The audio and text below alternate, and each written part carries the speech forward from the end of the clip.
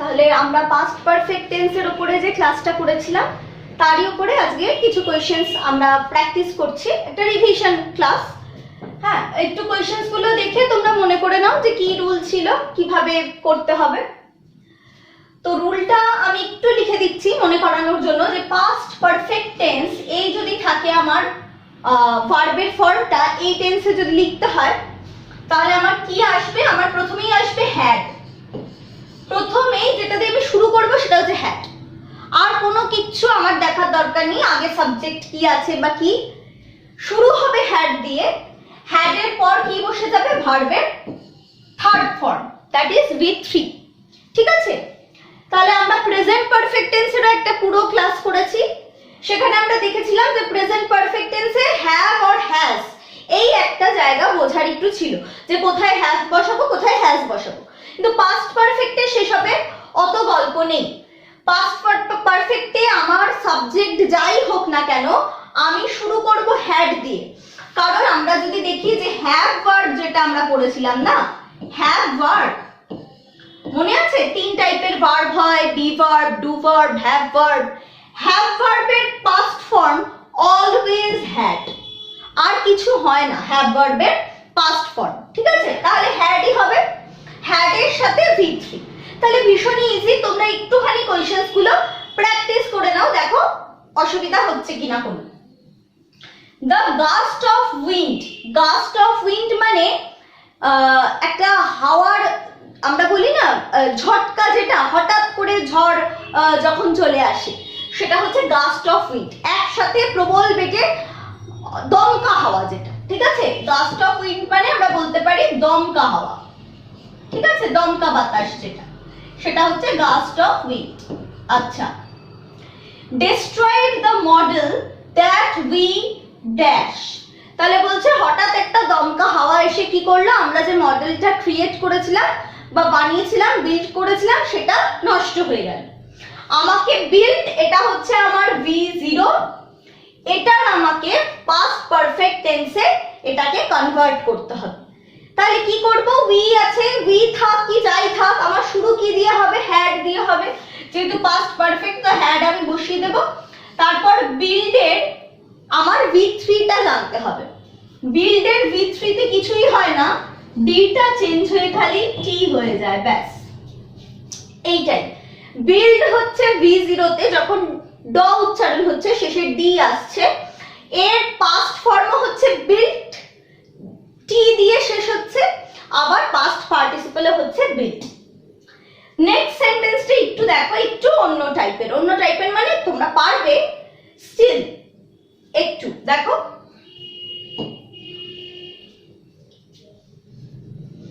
she ব্র্যাকেটে দিয়েছে not be to Amsterdam before 2010। 2010 সালের আগে কখনো আমস্টারডাম যায়নি। আমস্টারডাম একটা শহরের নাম, ফরেন কান্ট্রি বা ফরেন প্লেস। হ্যাঁ, তাহলে নট বি কি করে করব? নট স্ল্যাশ বি দেওয়া মানে actually not plus B. she not আছে বলে আমাকে নট এখানেও লিখতে হবে। এখানে নট অ্যাড করা আছে বলে আমাকে এখানেও কিন্তু নটটা অ্যাড করতে হবে। এমন না যে নটটা এমনি এমনি এখানে চলে এসেছে। নট বসাবো বলেই আমাকে ব্র্যাকেটে যে V0টা দিয়েছে বি হিসেবে, বি মিন্স বি ভার্ব। তাহলে বি ভার্ব যদি আমার V0 হয় তাহলে তার থার্ড ফর্ম কি হয়ে যায়? বিন, BEEN, বিন। আমরা বলি না had been, have been, has been, ওই বিনটা হচ্ছে এই V0 ভার্বটার পাস্ট পার্টিসিপল ফর্ম বা থার্ড ফর্ম। ঠিক আছে, বিটা হচ্ছে বি ভার্ব, বোঝা যাচ্ছে? বি হচ্ছে বি ভার্ব যেটা V0 তে রয়েছে, মানে সিম্পল প্রেজেন্ট টেন্সে রয়েছে। তার যদি থার্ড ফর্ম বা পাস্ট পার্টিসিপল ফর্ম আমি জানতে চাই তাহলে সেক্ষেত্রে কি হয়ে যায়? বিটা চেঞ্জ হয়ে যায় বিন এ, BEEN, বিন। ঠিক আছে, নট বিন টু আমস্টারডাম হলো। থার্ড এরটা তোমরা করো। এটা যদি 1 হয়, এটা হবে 2, এটা হবে 3। করো। When Amrit went out to play, he, এখানে দেখো ডু দিয়েছে, স্ল্যাশ দিয়ে অলরেডি দিয়েছে। একটা জিনিস বুঝে নাও, ডুটা তো ডু ভার্ব আমরা বুঝে গেলাম যে ডুটাই হচ্ছে এখানের ভার্ব। অলরেডিটা কি কোনো ভার্ব না, অলরেডিটা is a kind of adverb, it is an adverb. Okay, তাহলে এইটা আনচেঞ্জড হয়ে কিন্তু আমার সেন্টেন্সের মধ্যে থেকে যাবে, আনসারে থেকে যাবে। এরকম না যে অলরেডিটা এখানে আমাকে এমনি এমনি দিয়ে দিয়েছে, বা অলরেডিটা আমি লিখলামই না, আমি খালি ভার্বের ফর্মটা চেঞ্জ করে লিখলাম, তাহলে কিন্তু হবে না। আমাকে অলরেডি যেহেতু কোয়েশ্চেনে দিয়েই দিয়েছে, it is already provided in the question, I have to right that in my answer to. আমাকে আনসারেও কিন্তু লিখতে হবে। করো তোমরা, দেখো হি আছে, পাস্ট পারফেক্ট করছি। ও এখানে একটা হয়েছে কি, এখানে একটা হ্যাড হবে, ঠিক আছে, আমি তো পাস্ট পারফেক্ট করছি। এটা একটু, এখানে একটা মিস্টেক হয়ে গেছে, এখানে একটা হ্যাড লিখতে হবে। হ্যাঁ, যেহেতু পাস্ট পারফেক্ট, হ্যাড বিন, হ্যাঁ এখানে একটা হ্যাড অ্যাড হবে। বিটা থার্ড ফর্ম চেঞ্জ হয়ে যাচ্ছে, বিন হচ্ছে, কিন্তু আমি তোমাদের আগের দিনে বলেছিলাম যে V3 ফর্ম সবসময় কার সাথে বসে, অলওয়েজ তার আগে একটা হ্যাভ ভার্ব থাকবে। হ্যাভ ভার্ব মানে প্রেজেন্ট টেন্সে দুটো হ্যাভ ভার্ব হয়, হ্যাভ আর হ্যাজ, আর পাস্ট টেন্সে শুধু হ্যাডই হয়, ঠিক আছে। তাহলে সেই ক্ষেত্রে সবসময় V3 ফর্ম একটা হ্যাভ ভার্বের পরেই বসে। তাহলে এইটা কি হবে, দেখো হি হ্যাড করব, হি হ্যাড, ডু আছে, ডু এর থার্ড ফর্ম কি হবে, হ্যাড ডান, ডুটা হয়ে যায় ডান, ডু ডিড ডান, ঠিক আছে, ডানটা হচ্ছে V3। আর অলরেডি আছে বলে I have to write already after the verb. Had done already his assignment, অলরেডিটা কিন্তু আর কিচ্ছু না, যেহেতু আমাকে কোয়েশ্চেনে প্রোভাইড করেছে তাই জন্য আমি আনসারে লিখলাম। ক্লিয়ার? নেক্সটটা দেখো, নেক্সট এর গুলো, my cousin finished the pie that our father ব্র্যাকেটে V0 হিসেবে দিয়ে রেখেছে বেক। তাহলে এটাও আমি পাস্ট পারফেক্টে কি করব, আগেই হ্যাড বসিয়ে দেব, দেখো হ্যাড বসিয়ে দিলাম, আর বেক হচ্ছে V0, তাহলে V3 তে কি হয়ে যাবে, বেকের সাথে একটা ডি অ্যাড করে দেব, বেকড, হ্যাড বেকড, ঠিক আছে। নেক্সট এটা দেখো, the sergeant took off the plaster that he, ব্র্যাকেটে আমাকে দিয়েছে put on, it is a phrasal verb।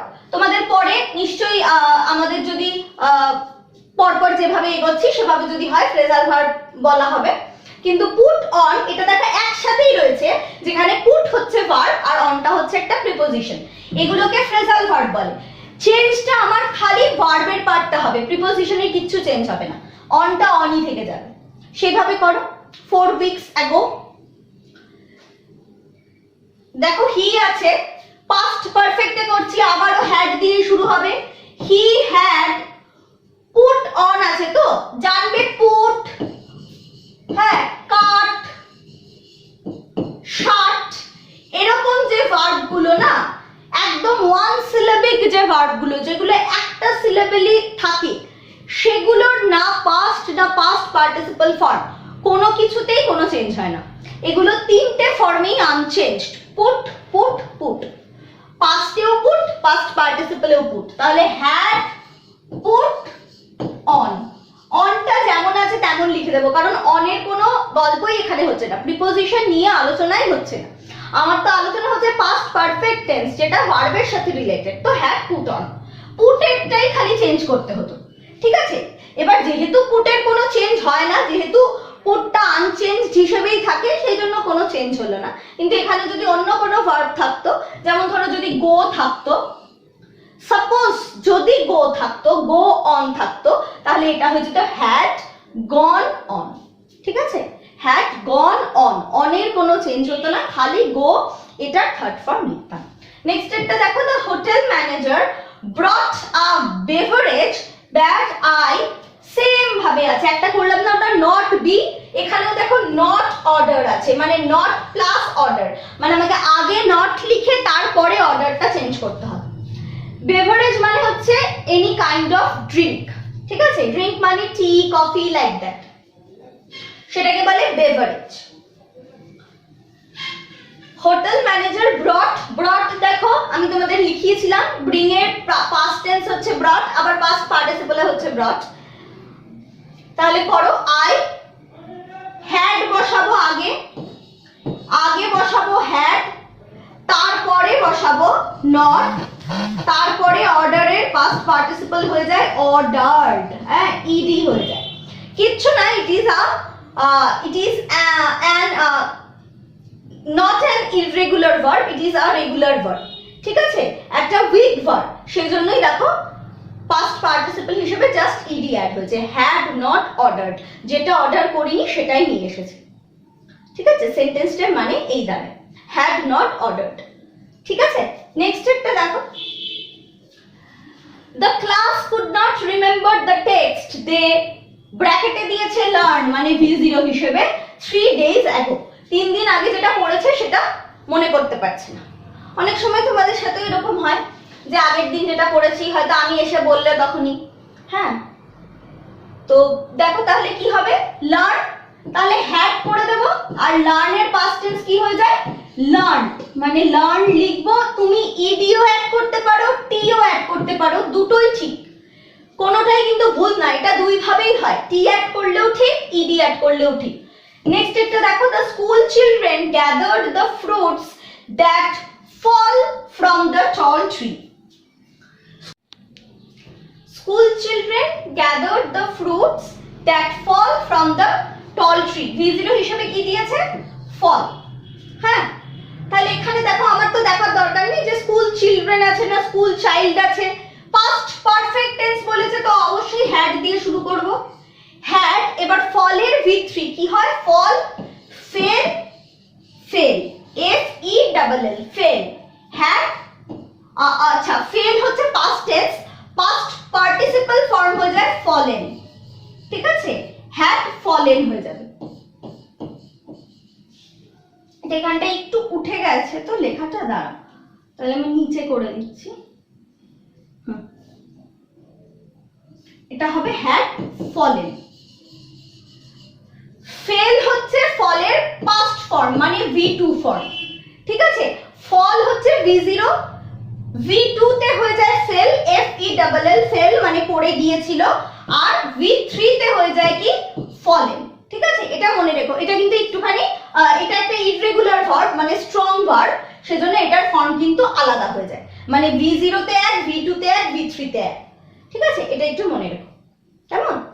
তো তোমরা দেখো এরপরে আর একটাই আছে, হি স্ল্যাশ দিয়ে ফোন মানে হি প্লাস আমাকে ফোন, এই ভার্বটার এটা হচ্ছে আমার v0, এটাকে চেঞ্জ করতে হবে, রিম